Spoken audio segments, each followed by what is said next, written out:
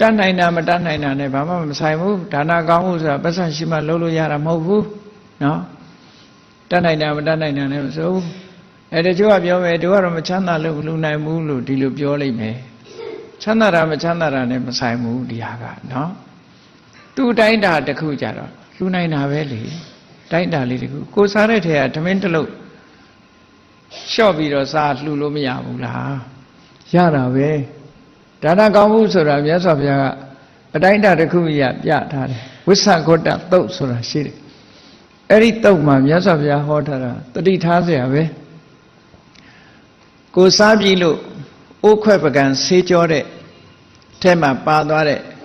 ထမင်းပတ်ဟင်းပတ်လေးတောင်မှပဲတရားလေးတွေစားပါစေဆိုတဲ့စိတ်ကလေးသာညွတ်လိုက်လို့ရှင်အဲ့ဒါလေးကဒါနကုသိုလ်လေးပဲတဲ့ဒီလောက်ထိအောင်ဟောထားတာနော်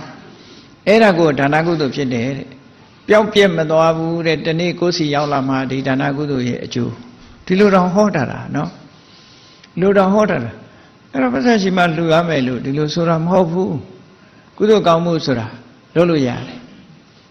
အလကားလူလို့ရတဲ့ပစ္စည်းတွေလည်းအများကြီးပဲနော်အလကားလူလို့ရတယ်ဆိုတော့ကိုတောက်တဲ့ထဲကရေဖျားဆုံးကတ်မယ်